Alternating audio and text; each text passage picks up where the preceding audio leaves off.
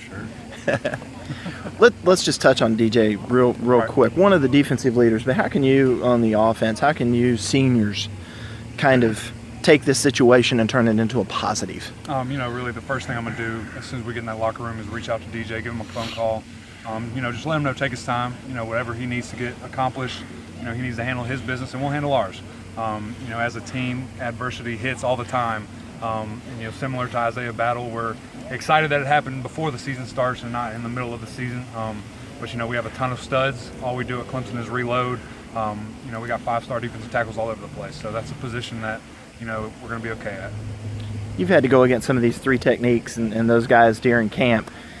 Tell me some of the bright spots. People think, oh no, this is, Clemson is screwed now. But tell me some of those guys that you think can step in there. Yeah, I really think, I've said it numerous times, it's going to be just like 2011. We have a bunch of young freshmen and redshirt freshmen that nobody knows about that's, just going to take this league by storm.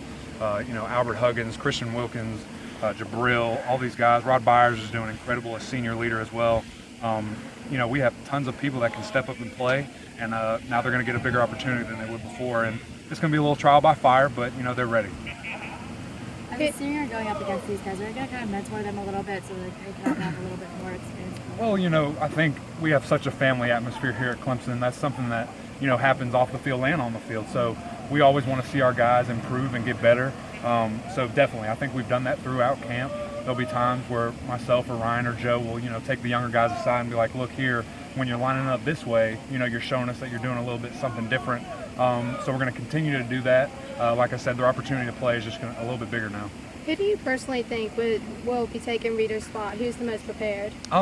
Christian Wilkins has probably got the most work with the ones. That kid is just amazing. The body type he has, the work drive, all the intangibles that this kid has is just phenomenal, and he's going to be a great asset to our team. Give me a Christian Wilkins story from camp, something that made you go, wow.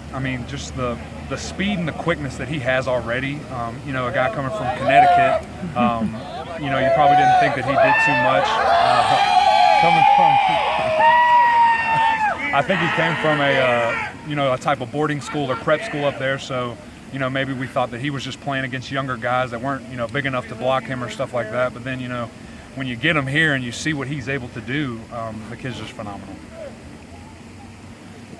Eric, you mentioned the offseason, the attrition that y'all have suffered beyond what you lost to graduation and eligibility. Is that, as you look at the list of names that add up, is it kind of like, wow? Well, we really just preach next man up.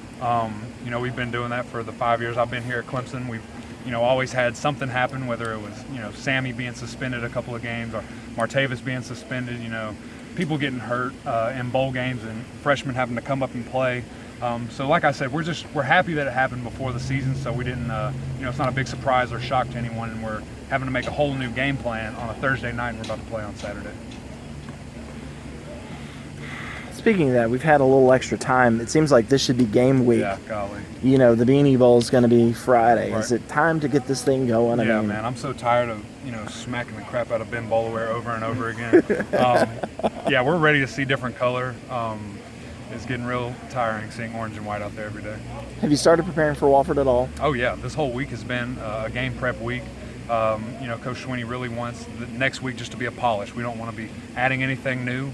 I think the game plan's probably been set for a little while now, and we've done very well. It's looked really smooth out there. It's always a shocker that first game, but we haven't had any kinks, any little mess ups here and there, little hiccups. So it's going to be an exciting performance. Tony and Jeff have repeatedly said they want to pare down the game plan, make it a little more simpler. Do you think we're going to see that? Definitely. I think that. Watch this. Hey, about the day. Give me one time. I really think that, I've been saying that since, ACC Media Day, since the spring, that, these guys are really trying to simplify the offense. I think we saw that in, their last performance in the bowl game, to where we ran a few plays, but we ran them very well.